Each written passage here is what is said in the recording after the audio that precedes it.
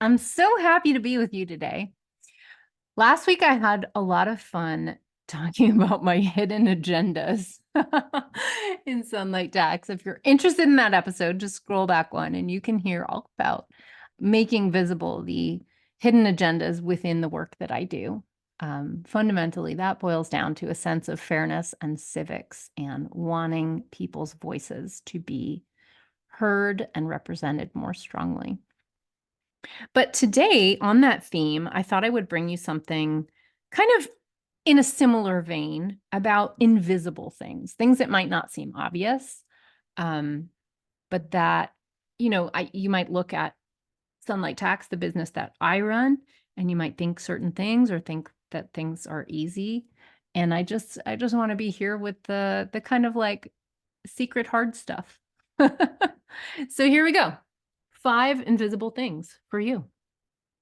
Number one, when I started this podcast, I was paralyzed with a sense of perfectionism.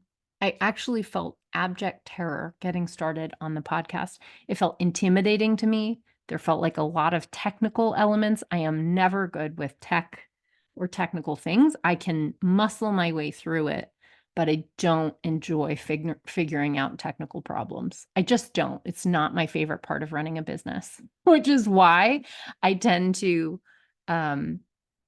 do the work of solving a technical problem and then refine it and refine it and refine it and try to get one process really good, because I do not want to be switching around and having to sink a lot of time or basically any extra time into anything technical. So it's interesting, because in a way it's made me really get good at technical processes, but I don't enjoy it. I don't. So when I started my podcast, I was so nervous, really so nervous. And I knew, and I was right, that it would suck for a little while. I would have maybe not the best sound quality. I would maybe trip over my words. I wouldn't do things right. Maybe you wouldn't like the episodes. It would be hard to grow. And these things are all true, right? These things are true, but you got to start somewhere. And usually that means starting badly. So I think it would be an interesting exercise, and you're welcome to do it, to scroll back to my very first episode, um, which was another list episode like this one. And you can listen to it and just, give me some feedback. Send me a DM on Instagram at Sunlight Tax to tell me what you think. But I wonder if you can perceive how nervous I am on that podcast. You might listen to me now and think that I don't sound nervous, but oh my God, it was so bad. It was so bad. Number 2, when I started out in taxes, I had terrible fear and anxiety about what I didn't know. There's nothing like studying the US tax code to realize how big the US tax code is. There is no way to know all of it. There is no one out there who does. And there's really only one solution, which is to specialize. But ironically, when I was starting out, I really felt like I was going to I didn't know yet what kind of questions I would receive from clients. And I felt like I needed to be prepared to answer anything, right? And I also knew I wasn't going to be able to. And that just freaked me out. It made me feel so nervous and self-conscious. I was operating with a lot of fear. And honestly, I don't know how else to do it. I don't know how else to do big things in life in general, other than to feel the fear, to acknowledge it, and to do it anyway. But it's true. I really felt a terrible sense of fear and anxiety with my first clients, because I was new. I knew that I would make mistakes. I was told by other accountants, you will make mistakes. Mistakes are normal. I want you to understand it doesn't make you a bad accountant, but you have to be aware. And you also have to put processes in place to catch your mistakes because they happen, right? This was a good lesson to learn, but it's also terrifying when you are dealing with people's finances, right? So, and I also, honestly, I think this is true anytime you train in a new field, you do something new, start a new business. I knew that I would kind of suck for a little while. I knew that it was going to take me some mistakes in order to figure things out. And that is just really scary. Um, I don't know. I don't have a lot of wisdom there. It just is. It's scary. And I was scared, but that's the truth of it. Number 3, invisible thing. I am a terrible tax preparer. Kind of. I mean, that's not totally true. But what I mean by that is I am really slow.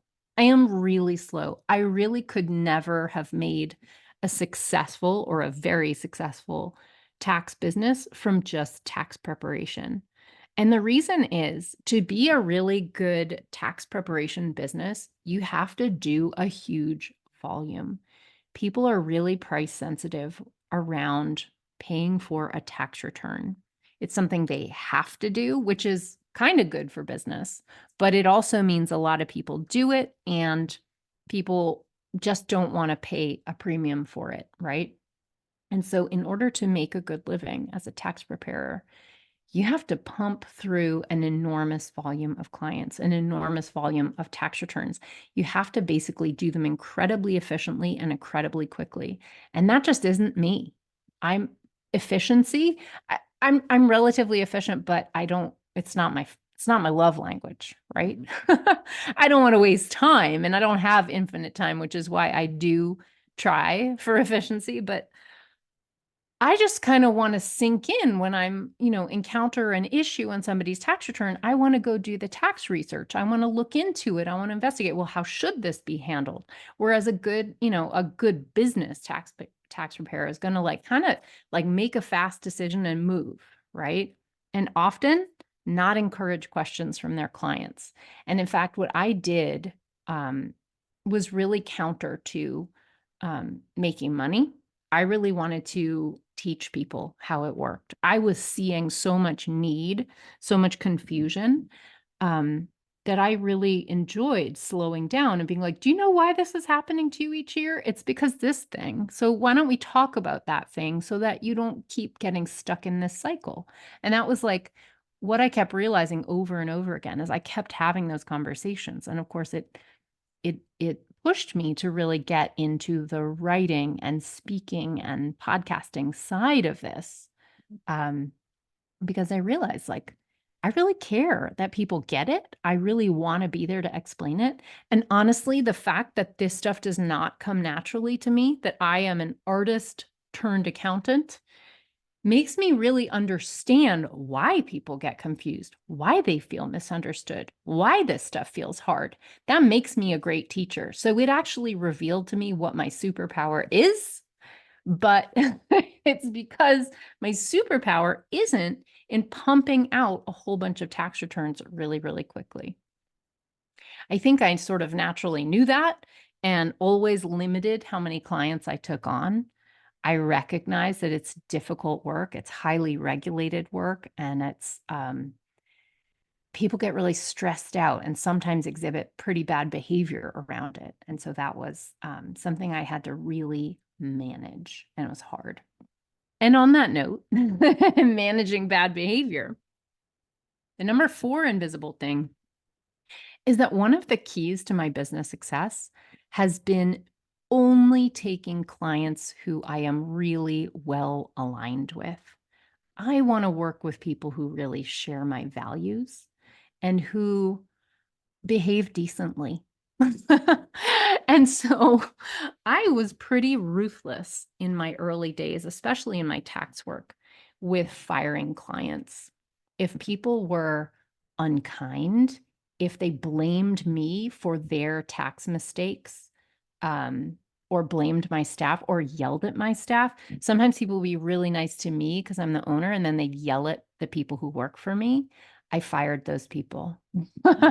I just I just don't want to work with people I don't like and don't feel are ethical. And yeah, that really mattered to me. And I have never lost sleep the way I have lost sleep when I am dealing with somebody who I find to be a little bit erratic and unkind. Those are the people who make me not sleep. And there's no fun in that. And I just was like, you know what? I really and truly would rather make less money and get a good night's sleep. It's more important to me. So early days, I started really being pretty ruthless about firing clients when they hit certain triggers. One of those triggers, just like for the record, is not believing that they should have to pay tax the way that other people do, like a sense of entitlement or exceptionalism. Um, I did a whole episode last week on kind of my core beliefs and some my secret hidden agendas, and one of them is fairness across the board. Taxes are for everyone, and everyone is equal. And I I just don't want to be around people who feel that they are the exception. I like being around people who really feel like, yeah, we're all in this together, and I understand I am obligated to do the same hard things that other people have to do. But the thing about difficult clients is that it takes some time to learn. It takes some time to manage, and it takes some time to spot the signs, right?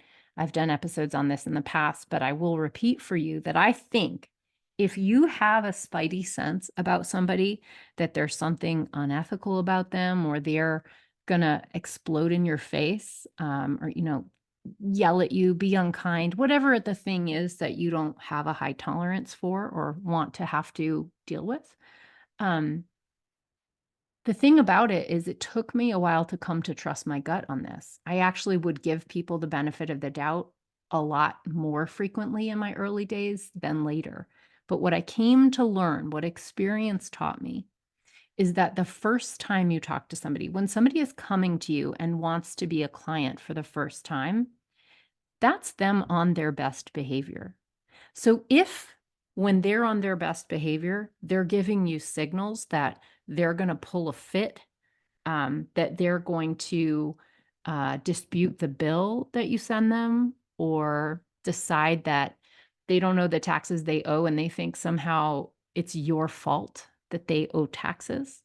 If they are giving off signals that make you feel a certain way in your first meeting, there is not only are you right, but that problem is going to get worse and worse and deeper and deeper. It does not improve from there. It will only get worse.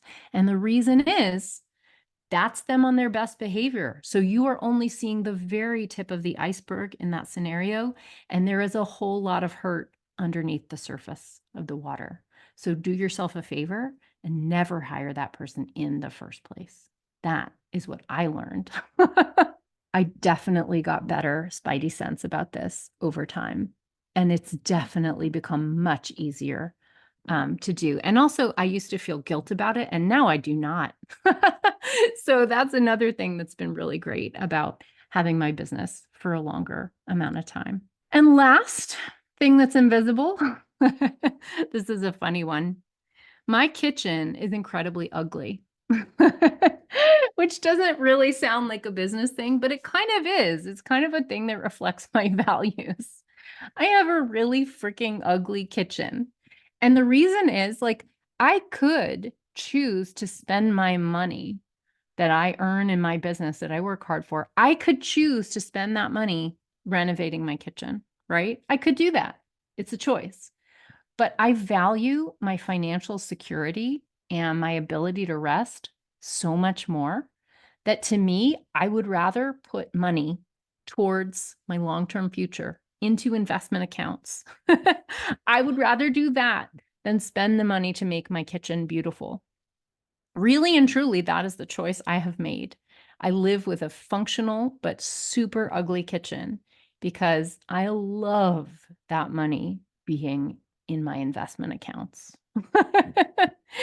In other words, I care about having actual wealth versus the appearance of wealth that a fancy kitchen would have, right? I could have that fancy kitchen, but I choose not to.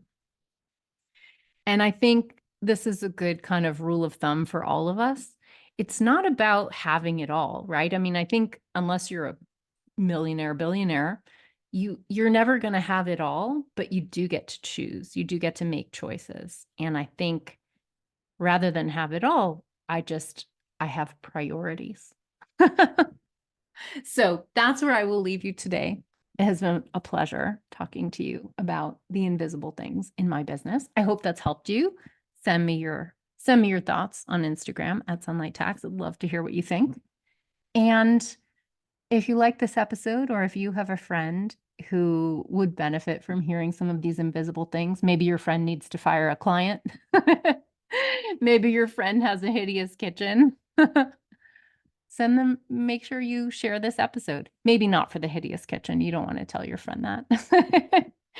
But share the episode with a friend. It's really helpful to me, and I'm very, very grateful. Thanks for listening to the end. You are the best. See you next time. Bye.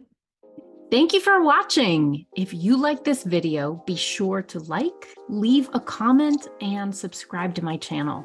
I'm so grateful for that. This video is for education and entertainment only. Nothing in this episode should be taken as individual tax or financial advice. You can find all the tools, books, and links I reference at sunlighttax.com/podcast.